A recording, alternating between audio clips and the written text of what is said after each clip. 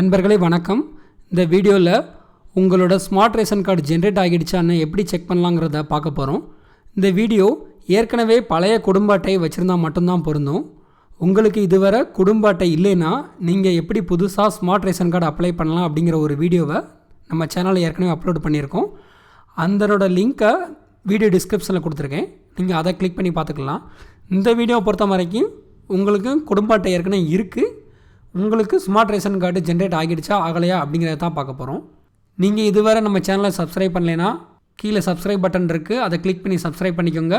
கூடவே அந்த bell சிம்பிளையும் click பண்ணிக்கோங்க. ஏற்கனவே சப்ஸ்கிரைப் பண்ணியிருந்தீங்கன்னா உங்களுக்கு எங்களோட மனமார்ந்த நன்றி.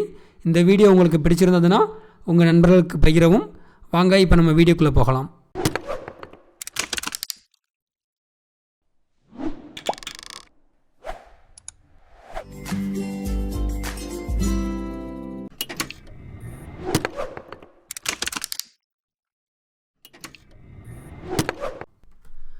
உங்கள் கம்ப்யூட்டர் ப்ரௌசரில் கூகுள் பேஜை ஓப்பன் பண்ணிக்கோங்க.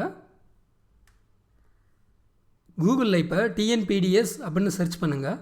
உங்களுக்கு கிடைக்கிற முதல் ரிசல்ட்டே கவர்மெண்ட் அஃபீஷியல் வெப்சைட்டு tnpds.gov.in அந்த பேஜை கிளிக் பண்ணுங்கள். இப்போ இதுதான் டிஎன்பிடிஎஸ் கவர்மெண்ட் அஃபீஷியல் வெப்சைட்டோட ஹோம் பேஜ். இதில் பயனாளர் நுழைவு அப்படிங்கிறது டாப் ரைட்டில் இருக்குது, அதை கிளிக் பண்ணுங்கள். இதில் பார்த்தீங்கன்னா உங்களோட பதிவு செய்யப்பட்ட 10 இலக்க மொபைல் நம்பர் என்ட்ரு பண்ணணும். உங்களோட ரேஷன் கார்டில் இது ஏற்கனவே லிங்க் ஆகிருக்கணும்.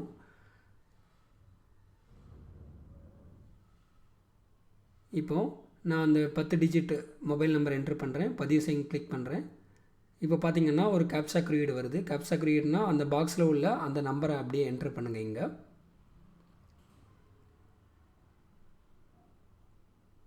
இப்போது என்னோடய மொபைலுக்கு ஒரு 7 டிஜிட்டு ஓடிபி ஒன்று வந்திருக்கு.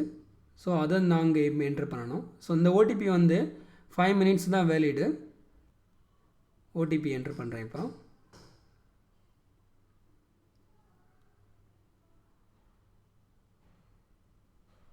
ஓகே, இப்போ லாகின் பண்ணியாச்சுங்க.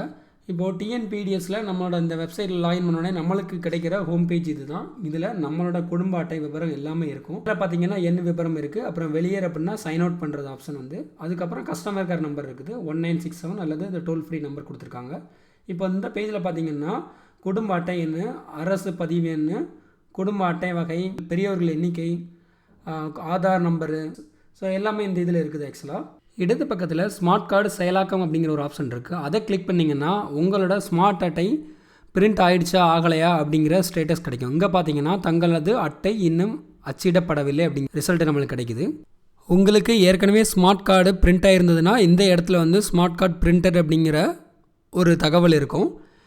அதுவும் இல்லாமல் உங்களுக்கு ஒரு எஸ்எம்எஸ் வந்திருக்கும். அந்த எஸ்எம்எஸில் வந்து உங்களோட ஸ்மார்ட் ரேஷன் கார்டு வழங்கப்படும் தேதி மற்றும் இடம் விவரங்கள்லாம் இருக்கும். ஆக்சுவலாக நீங்கள் அந்த தேதியில் அந்த எஸ்எம்எஸை கொண்டு போய் உங்களோட அந்த பர்டிகுலர் ரேஷன் கடையில் போய் காமிக்கலாம் நீங்கள். ஸோ ரேஷன் கடையில் உள்ள பிஓஎஸ் மிஷினில் வந்து ரேஷன் கடை ஊழியர் வந்து அதை ஆக்டிவேட் பண்ணுவார். மேலும் உங்களுக்கு அந்த கிடைச்ச எஸ்எம்எஸ் வந்து 7 நாட்கள் தான் வேலிடு. நீங்கள் 7 நாட்களுக்குள்ளே அதை ஆக்டிவேட் பண்ணலைனாலும் பரவாயில்ல, கவலை வேண்டாம். திரும்ப ரேஷன் கடைக்கு போங்க, போய் உங்களுக்கு ஏற்கனவே ஜென்ரேட் ஆகிடுச்சு அப்படிங்கிற எஸ்எம்எஸ் வந்தது, பட் அந்த எஸ்எம்எஸ் இப்போ இல்லைன்னு சொல்லுங்கள்.